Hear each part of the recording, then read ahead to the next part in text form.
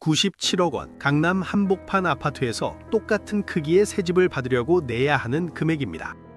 30년 넘게 녹물 나오는 수도를 참고 겨울마다 패딩 입고 잠들어야 하는 추위를 견디면서 재건축만 기다려온 사람들에게 날아온 건 희망이 아니라 청구서였거든요.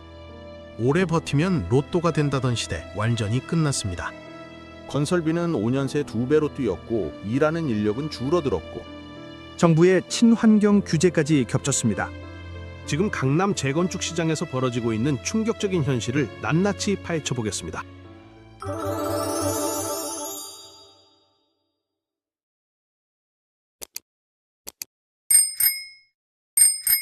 서울 대치동 은마 아파트가 공개한 추정 분담금부터 짚어야 합니다.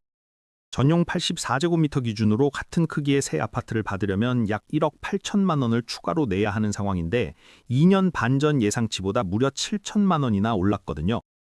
웬만한 직장인 연봉이 그 사이에 통째로 붙은 셈이죠. 가장 넓은 펜트하우스급 평형은 최대 97억 원까지 치솟았는데 이 돈이면 강남의 새 아파트를 2채는 살 수 있는 금액입니다. 조합원들 사이에서 반응이 갈렸는데 겉으로는 상황을 받아들이자는 분위기지만 속으로는 불만이 극에 달했다는 게 현지 중개사들의 설명이에요. 공개적으로 문제를 제기하지 않을 뿐 내부적으로는 갈등이 깊어지고 있다고 하더군요. 그런데 진짜 문제는 이게 은마 아파트만의 이야기가 아니라는 겁니다. 압구정, 여의도, 잠실처럼 재건축 대여라고 불리던 단지들 전부가 비슷한 상황에 놓여 있거든요. 분담금이라는 개념을 먼저 이해해야 합니다. 재건축을 하면 조합원들이 새 아파트를 받게 되는데 기존 집의 가치와 새 집의 가격 사이에 차이가 생기면 그 차액을 내야 하거든요. 1990년대 후반에서 2000년대 초반에 재건축을 마친 강남 단지들은 이 분담금이 적거나 오히려 돈을 돌려받는 경우도 있었어요. 그때 재건축에 성공한 사람들이 실제로 큰 돈을 벌었고 이게 바로 몬테크라는 투자 신화를 만든 거죠. 몬테크란 오래된 아파트의 불편함을 몸으로 버티면서 재건축을 기다리는 방식인데 녹물 나오는 수도, 좁은 주차장, 수시로 고장나는 엘리베이터를 참으면서 수십 년을 살면 결국 새 아파트로 바뀌고 시세 차익이 생긴다는 논리였거든요. 그런데 2026년 현재 이 공식이 완전히 깨지고 있습니다. 재건축을 하면 돈을 버는 게 아니라 오히려 천문학적인 돈을 내야 하는 상황이 됐으니까요. 분담금이 왜 이렇게 폭등했는지 구조적으로 파헤쳐봐야 합니다. 가장 직접적인 원인은 건설비 급등이에요. 불과 5년 전만 해도 평당 500만 원에서 600만 원이면 가능했던 공사가 이제는 평당 1000만 원을 훌쩍 넘기는 경우가 흔해졌거든요. 한국건설기술연구원 자료에 따르면 2025년 7월 기준 건설공사비 지수가 2020년 대비 31.2%나 상승했는데 이전 5년간 상승폭의 2배가 넘는 수치입니다. 물가가 올랐으니 건설비도 오르는 게 당연하다고 볼 수 있지만 상승의 속도와 폭은 일반적인 물가 상승과는 차원이 다르죠. 서울 주요 재건축 단지들의 건설비를 보면 상황이 얼마나 심각한지 느낄 수 있어요. 압구정 1구역이 평당 1,050만 원, 여의도 대교 아파트가 1,020만 원, 성수 전략정비구역은 1,030만 원에서 1,060만 원 수준까지 올랐거든요. 5년 전과 비교하면 거의 2배 가까이 뛴 셈인데 이 비용 상승분이 고스란히 조합원들의 분담금에 반영되는 겁니다. 건설 현장 안으로 들어가 보면 원인이 더 명확하게 보입니다. 가장 먼저 눈에 띄는 건 일하는 사람들의 나이예요. 2024년 조사에 따르면 건설 현장 한국인 근로자의 약 70%가 50대 이상이거든요. 10명 중 7명이 50대가 넘었다는 뜻인데 젊은 세대는 힘들고 위험한 건설 현장을 철저하게 피하고 있습니다. 숙련공이란 오랜 경험을 가진 기술자를 말하는데 은퇴하는 숙련공은 많고 그 자리를 채울 젊은 인력이 들어오지 않으니 기술 전수 자체가 끊기고 있어요. 빈자리를 외국인 노동자가 채우고 있는데 2024년 기준으로 건설 현장의 외국인 근로자 비율이 16.4%에 달합니다. 하루 평균 기능 인력 중 한국인은 66.3%에 불과하니까 3명 중 1명꼴로 외국인인 셈이죠. 수요는 그대로인데 공급이 줄어드니 당연히 인건비가 치솟을 수밖에 없거든요. 중대재해처벌법의 영향도 무시할 수 없어요. 이 법은 건설 현장에서 큰 사고가 나면 사업주를 처벌하는 법인데 안전을 강화하라는 취지는 좋지만 그만큼 안전관리 인력과 장비에 들어가는 비용이 크게 늘어났습니다. 건설사들의 입장도 완전히 달라졌어요. 예전에는 건설사가 조합의 눈치를 보는 약자 위치였다면 지금은 상황이 역전됐거든요. 일감은 있는데 일할 사람은 부족하니 건설사가 조건을 까다롭게 거는 강자 위치로 올라선 거죠. 건설비 인상을 받아들이지 않으면 건설사는 그냥 다른 현장으로 가버립니다. 조합 입장에서는 울며 겨자 먹기로 조건을 수용할 수밖에 없는 상황이에요. 많은 사람들이 놓치고 있는 건설비 상승의 또 다른 원인이 있어요. 바로 정부의 친환경 건축 정책입니다. 2025년 6월 30일부터 30가구 이상 민간 아파트에도 제로에너지 건축물 5등급 수준의 설계가 의무화됐거든요. 제로에너지 건축물이란 건물이 사용하는 에너지를 최소화하고 필요한 에너지는 태양광 같은 신재생 에너지로 자체 생산하는 건물을 말하는데 기후변화에 대응하고 탄소 배출을 줄이기 위한 정책이에요. 이 기준을 맞추려면 기존보다 훨씬 두꺼운 단열재를 사용해야 하고 창문도 일반 이중창이 아니라 삼중창이나 특수 코팅된 고성륨 유리를 써야 합니다. 삼중창이란 유리가 세 겹으로 된 창문으로 단열 효과가 뛰어나지만 가격이 비싸거든요. 환기용 전열 교환기 설치도 의무이고 태양광 패널 설치도 필수예요. 문제는 요즘 아파트가 대부분 40층에서 50층 높이로 지어지다 보니 옥상 면적이 좁아서 태양광 패널을 충분히 설치하기 어렵다는 겁니다. 그래서 외벽을 활용해야 하는데 이로 인한 추가 비용과 외관 훼손 우려가 제기되고 있어요. 정부 추산에 따르면 세대당 약 130만 원의 추가 건설비가 발생하는데 연간 약 22만 원의 에너지 비용을 절약할 수 있어서 5년에서 6년이면 투자비를 회수할 수 있다고 설명합니다. 하지만 재건축을 앞둔 조합원들 입장에서는 예상치 못한 복병을 만난 셈이죠. 앞으로 친환경 기준은 더 강화될 예정인데 2030년에는 민간 건축물에도 더 높은 기준이, 2050년에는 모든 건물에 최고 등급 수준이 적용될 계획입니다. 건설비만이 문제가 아닙니다. 재건축 사업에서 가장 무서운 적은 시간이에요. 사업이 지연될수록 비용은 눈덩이처럼 불어나거든요. 재건축 사업에는 천문학적인 돈이 들어가는데 조합원들이 분담금을 내기 전에 먼저 공사를 시작해야 하니 그 돈을 어디선가 빌려와야 합니다. 이때 사용하는 방식이 프로젝트 파이낸싱, 줄여서 PF라고 부르는 건데 사업 자체를 담보로 돈을 빌리는 방식이에요. 함정은 빌린 돈에 이자가 붙는다는 거예요. 사업이 늦어질수록 이자는 계속 쌓이는데 1년 지연되면 수십억 원, 2년이면 수백억 원의 이자가 추가됩니다. 이 돈은 결국 분담금에 반영되니까 조합원들이 내야 할 돈이 늘어나는 거죠.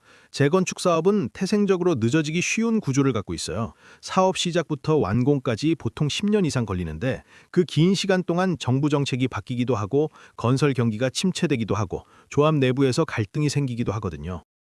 조합 갈등은 특히 흔한 지연 요인인데 재건축 조합은 수천 명의 조합원으로 구성되니까 의견도 다양해요. 어떤 건설사를 선택할지, 어떤 평면 구조로 지을지, 분담금을 어떻게 나눌지 등 모든 결정에서 갈등이 생길 수 있고 심하면 소송으로 번지기도 합니다. 소송이 진행되는 동안 사업은 완전히 멈추죠. 주 52시간 근무제도도 공사기간에 영향을 미치는데 이 제도는 근로자의 건강과 삶의 질을 위해 주당 근무 시간을 52시간으로 제한하는 법이거든요. 취지는 좋지만 건설 현장에서는 작업 가능 시간이 줄어드는 효과가 있어요. 음마 아파트가 직면한 또 다른 문제는 일반 분양 물량의 한계입니다. 재건축 사업의 수익 구조를 이해하려면 일반 분양이라는 개념을 알아야 하는데 재건축을 하면 기존 조합원들이 들어갈 집 외에 추가로 지어지는 집들이 있어요. 이 추가 물량을 일반 시장에 분양해서 번 돈으로 건설 비용을 충당하는 구조거든요. 일반 분양 물량이 많을수록 조합원의 부담이 줄어드는 원리인데 음마 아파트는 용적률이라는 제약에 걸렸습니다. 용적률이란 땅 면적 대비 건물 전체 면적의 비율인데 쉽게 설명하면 같은 크기의 땅에 얼마나 높이 지을 수 있는지를 정하는 기준이에요. 음마 아파트는 역세권 용적률 특례를 적용받아서 655가구의 추가 물량을 확보했지만 건설 비용 상승분을 감당하기엔 턱없이 부족했거든요. 이 사태는 단순히 한 단지의 불운이 아닙니다. 강남의 많은 재건축 단지들이 비슷한 구조적 한계를 안고 있는데 이미 개발된 지역이라 용적률을 크게 높이기 어렵고 추가로 지을 수 있는 물량이 제한적이니 분양 수익도 제한적이죠. 재건축을 포기하면 어떻게 될까요? 그 선택의 끝이 어딘지를 보여주는 사례가 일본에 있습니다.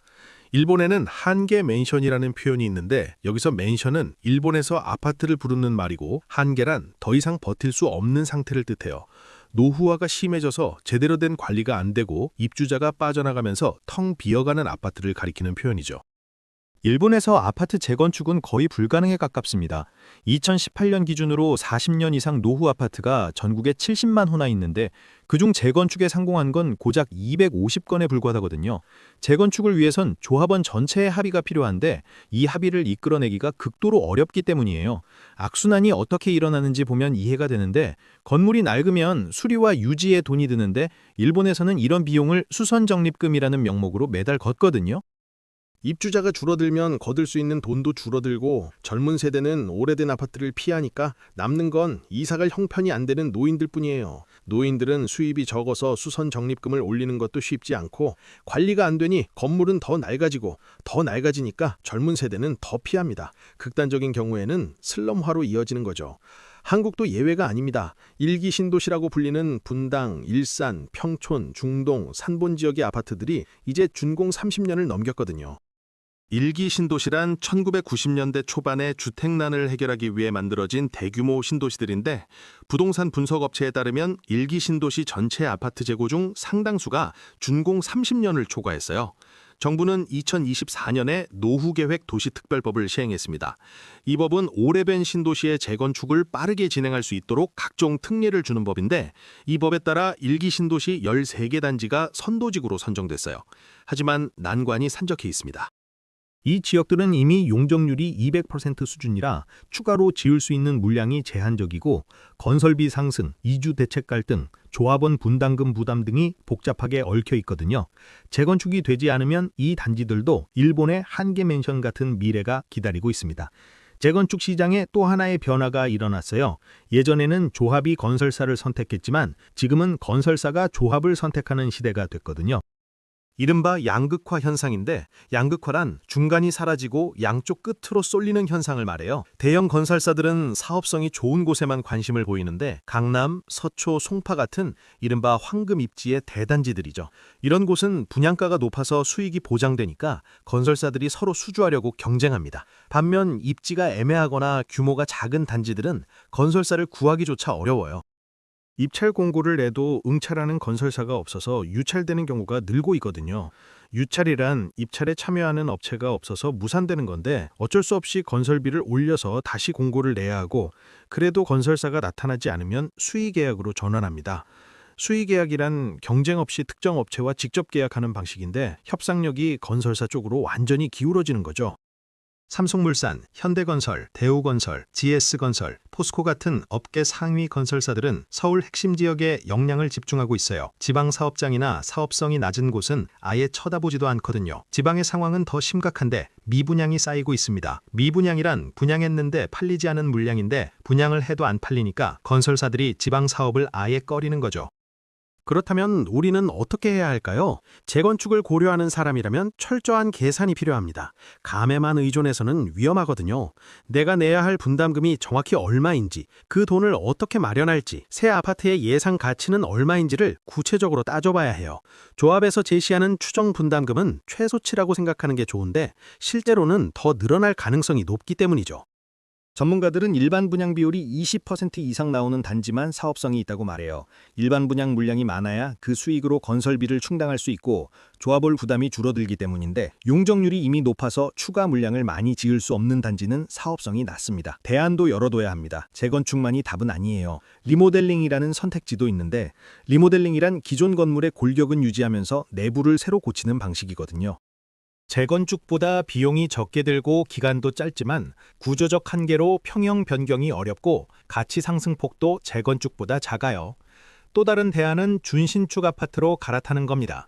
준신축이란 지은 지 5년에서 10년 정도 된 비교적 새 아파트인데 오래된 아파트에서 수십 년을 버티며 재건축을 기다리는 대신 지금 팔고 준신축으로 이사하는 게 더 나을 수 있어요. 정책 변화도 주시해야 합니다. 재건축 시장은 정부 정책에 크게 영향을 받거든요. 감정에 휘둘리지 않는 것도 중요합니다. 오래된 아파트에 살면서 쌓인 기대와 희망이 있죠. 그 감정을 충분히 이해하지만 투자 결정은 감정이 아니라 숫자로 해야 해요. 손절이라는 표현이 있는데 주식 투자에서 손해를 감수하고 파는 거예요. 부동산에서도 마찬가지입니다. 사업성이 없는 재건축에 매달리는 것보다 손해를 인정하고 빠져나오는 게 나을 때가 있어요. 30년을 기다리면 로또가 되던 시대는 끝났습니다. 이제는 철저한 계산과 냉정한 판단이 필요한 시대예요. 몬테크의 신화에 기대지 말고 내 상황에 맞는 선택을 해야 합니다. 한국의 입장에서 보면 일기 신도시를 비롯한 노후 아파트 문제는 앞으로 더 커질 수밖에 없어요. 고령화는 가속화되고 건설 인력은 줄어들고 친환경 규제는 강화되니까요. 재건축 대박 신화는 이미 역사가 됐습니다. 건설비는 계속 오르고 인력은 줄어들고 친환경 규제는 강화되는데 용적률 한계로 일반 분양 수익은 제한적이거든요. 이 구조가 바뀌지 않는 한 분담금 폭탄은 피할 수 없습니다. 30년 버티면 로또라던 공식, 이제는 통하지 않아요. 감정이 아니라 숫자로 판단해야 할 때입니다. 여러분이 살고 있는 단지의 사업성은 어떻습니까? 분담금을 감당할 수 있는 상황입니까? 댓글로 의견 남겨주시고 오늘 영상이 도움이 됐다면 구독과 좋아요 부탁드립니다.